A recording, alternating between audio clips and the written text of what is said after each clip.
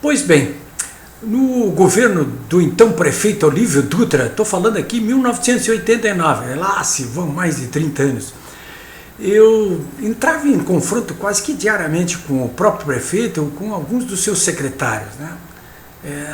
Eu já não me entendia com essa gente desde aquela época, vocês vejam só. E num determinado post que eu coloquei no jornal Correio do Povo, era colunista do Correio do Povo,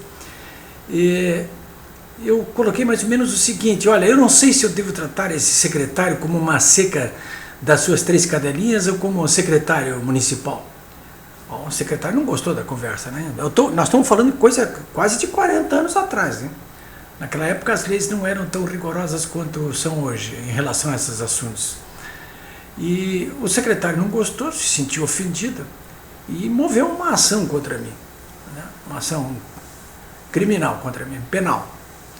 E fomos para a audiência, né? Ele se sentiu caluniado, injuriado, difamado. Hoje eu acho que ninguém se sentiria injuriado, caluniado e difamado, pelo menos ninguém que assuma ter saído do armário. Mas ele se sentiu e me tocou um processo. E o juiz, então, logo de cara, na audiência, perguntou para mim: olha, senhor Políbio, baseado na lei de imprensa, ainda que existia desde a época da ditadura e não foi revogada nos primeiros anos, né? A lei de imprensa era duríssima. E então o juiz perguntou para mim assim: olha, o senhor confirma o que o senhor escreveu? Eu digo: confirmo sim, tudo. E o juiz disse: olha, o senhor vai ter que responder esse processo. Qual é a sua defesa, né? Olha, excelência, com todo respeito, eu gostaria de exigir a presença de uma junta médica. E o juiz, então, me olhou, furioso, ficou me lançando aqueles olhares de dragão e me disse: olha, se o senhor disser mais uma única palavra, eu vou mandar ele prender. Eu ia dizer mais uma palavra, só para ver se ele ia me prender mesmo. Mas o meu advogado, ele me cutucou e disse: não se atreva, eu vou largar o teu caso. Eu fiquei quieto, né? Alguém pode estar me perguntando assim: mas por que esse sujeito está contando essa história aqui? Eu estou contando essa história aqui por causa do Lula. Como do Lula? Porque eu mesmo tenho ficado intrigado. Eu toda hora estou sentando diante de algum juiz aí porque alguém me processa porque se sente ofendido por alguma postagem que eu faço. Portanto, eu sei do que eu estou falando aqui.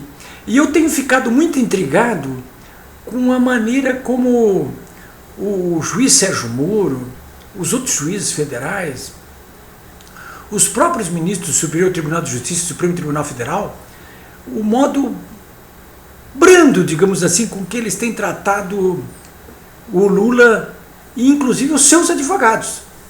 Eu já vi advogado sair preso da sala da audiência onde eu estava. E já vi réu sair preso também, né?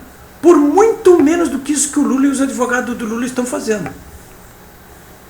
E eu me pergunto, você deve estar se perguntando também, mas por quê? E por que também tem outra questão, e por que não prendem o Lula? Ou quando vão prender o Lula? Ora, senhores,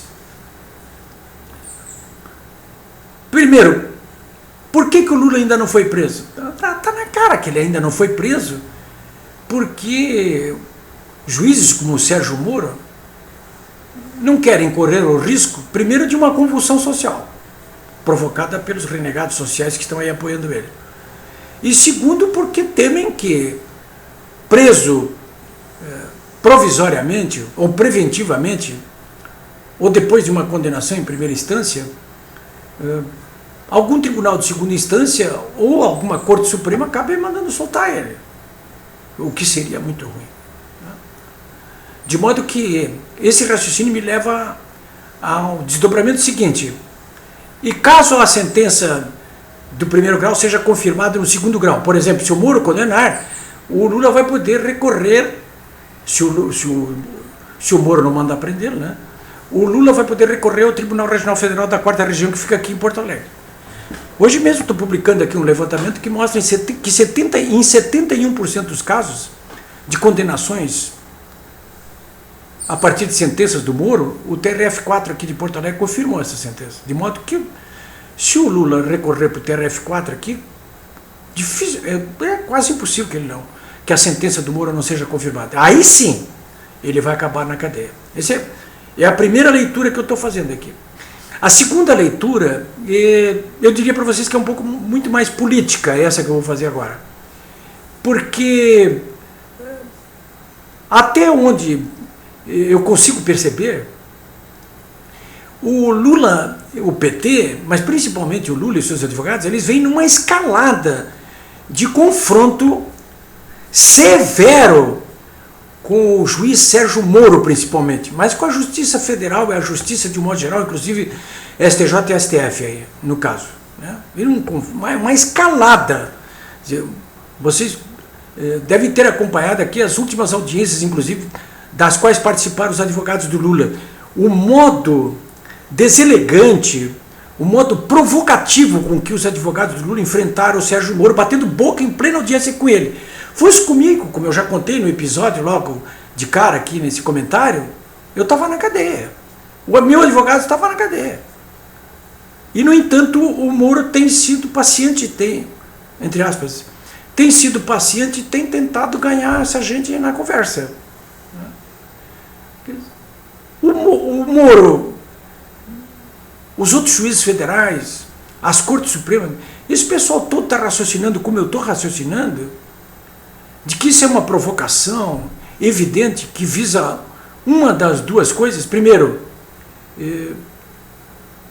levantar uma enorme de uma suspeição sobre o Moro e transferir o julgamento dele para outro lugar. Ou de toda a justiça brasileira, que eu acho que é esse o objetivo central. É colocá-la sob suspeição. Para ampliar o quê? Para ampliar o movimento que o PT, o próprio Lula e seus aliados fazem em todo o mundo, no sentido de dizer que o Lula está sendo perseguido aqui pelos poderes da República, que há uma conspiração que começou com a derrubada da Dilma e agora se completa com esse afã de botar o Lula na cadeia, porque tadinho, né? Vocês viram que nessa segunda-feira ele se tornou réu na 5ª ação movida pelo Ministério Público Federal, 4 penais e 1 civil. E nesse caso, desse último raciocínio que eu acabei de fazer, qual seria o objetivo do Lula e dos seus asseclas? Garantir um mínimo de credibilidade à tese de que Lula está sendo politicamente perseguido. Para com que objetivo? De possibilitar que ele possa ser admitido como exilado em qualquer país, como perseguido político no Brasil. Vocês vão ver se não é isso que vai acontecer. Porque eu duvido que Lula, sendo o que ele é, vá preferir ir para a cadeia para dar uma de mártir desses vagabundos todos. Eu não acredito nisso. Para mim, Lula está muito mais para Adhemar de Barros, que na década de 50 se exilou no Paraguai, né? Perseguido em São Paulo e condenado como ladrão, mas ficou lá no Paraguai, garantido lá pela ditadura Stroessner, né? E depois acabou voltando para cá, se elegeu até de novo o governador de São Paulo, o Adhemar de Barros. Então acho que o Lula está muito mais para isso aí, né? Muito mais para isso aí do que para um Getúlio, né? Porque quem não nasceu para Getúlio Vargas nunca vai ser Getúlio Vargas, né? Quem nasceu para Lula nunca vai ser Getúlio Vargas. Não tem Itu para o Getúlio Vargas, não tem fazenda do Itu para o Lula, né? É isso aí, senhores, eu volto amanhã.